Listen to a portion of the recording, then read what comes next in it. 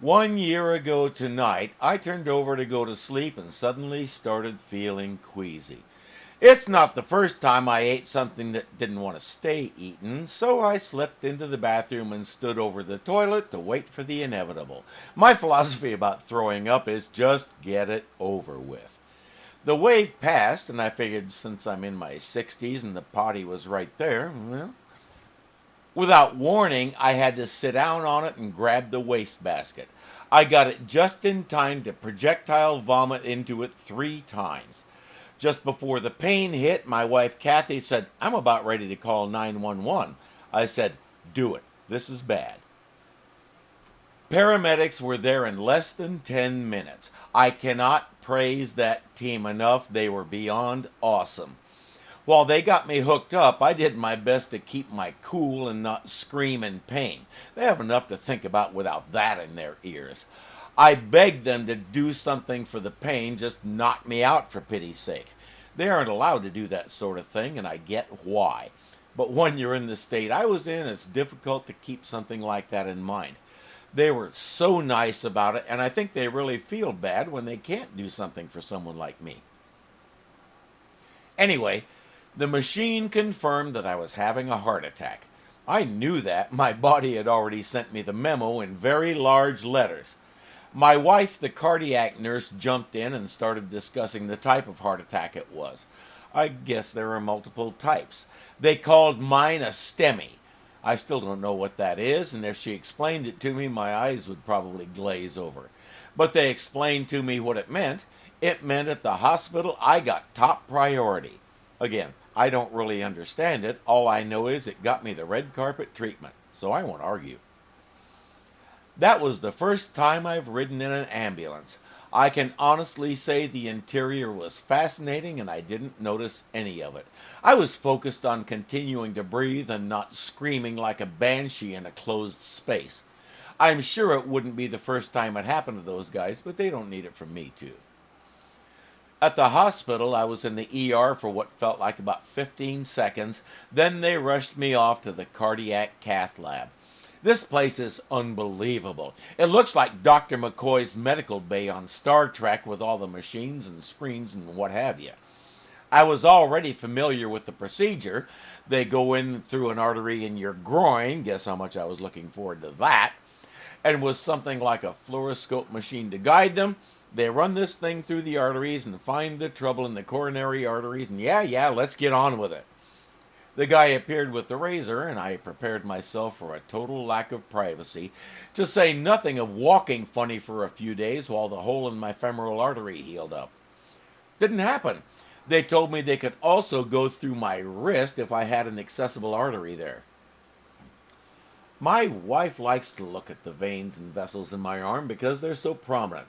She calls them nurse porn. They put an IV in my other arm and started giving me what I like to call the really good drugs. I've talked about my drug addiction in my teens, and I use weed right now for chronic pain.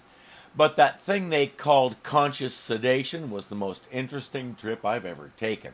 They're calling it procedural sedation now, but whatever they call it, I was drifting in a kind of haze, and I felt great.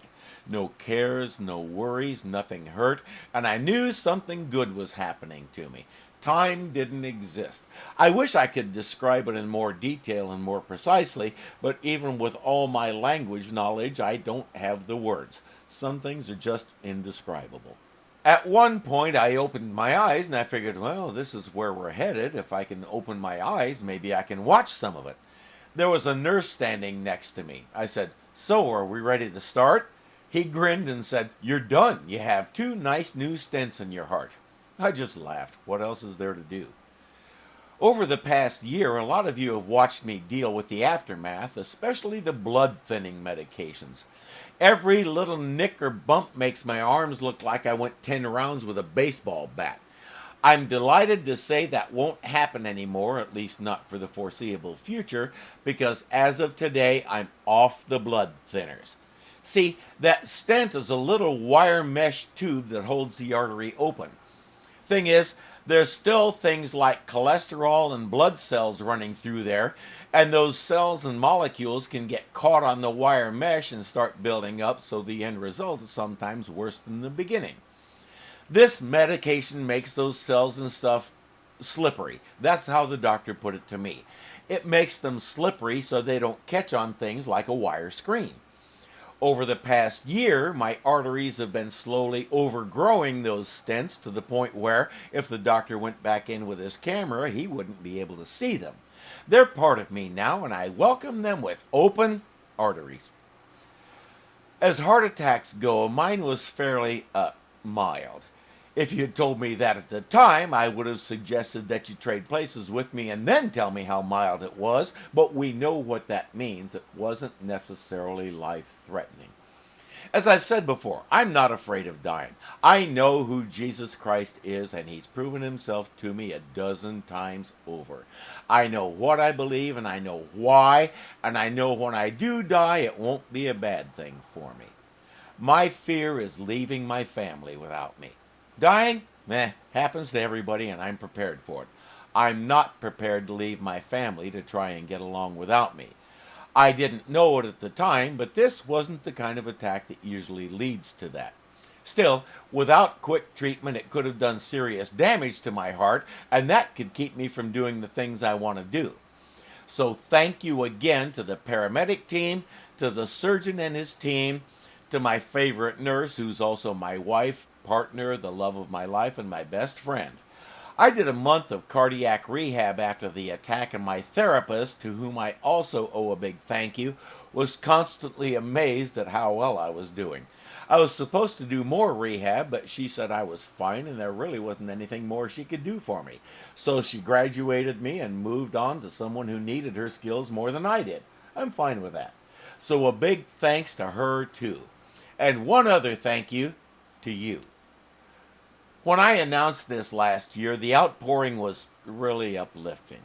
I've said over the years that I have the best audience on the planet, and you guys keep proving it.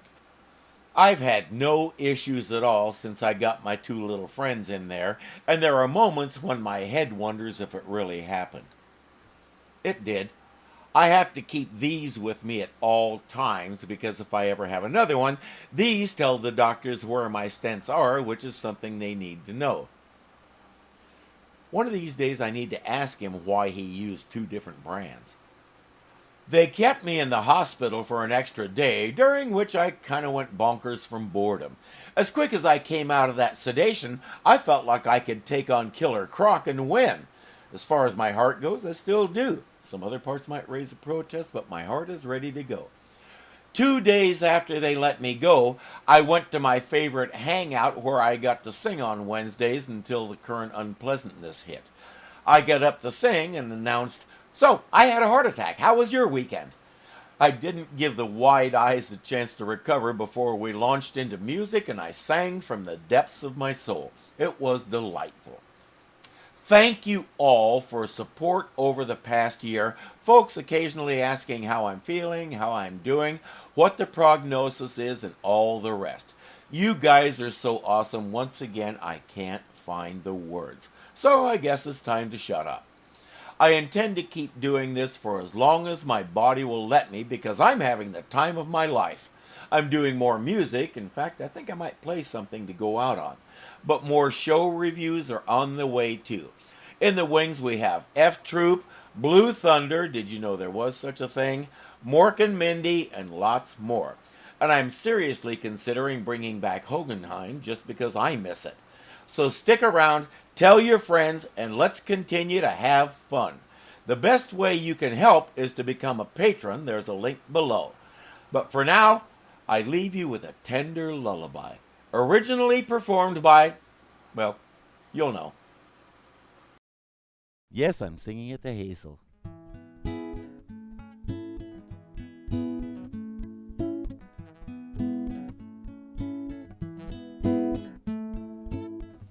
Say your prayers, little one.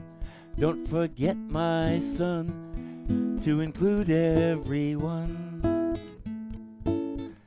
I tuck you in, warm within, keep you free from sin, till the Sandman he comes. Sleep with one eye open, gripping your pillow tight. Exit light, enter night. Take my hand, we're off to Never, Never Land.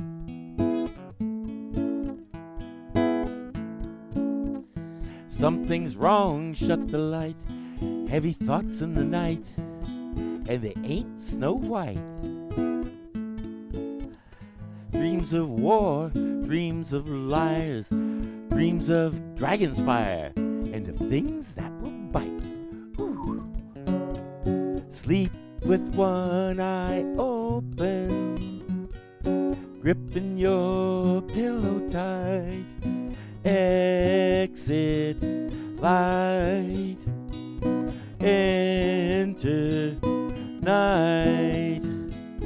Take my hand, we're off to Never, Never Land.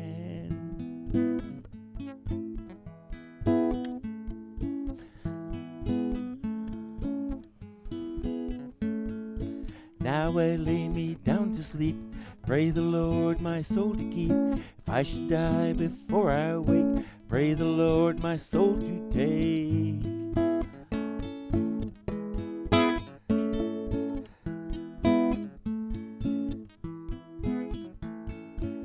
Hush, little baby, don't say a word, and never mind that noise that you heard. It's just the beasts under your bed, in your closet, in your head. Exit light, enter night. Grains of sand. Exit light, enter night. Take my hand, we're off to Never, Never Land.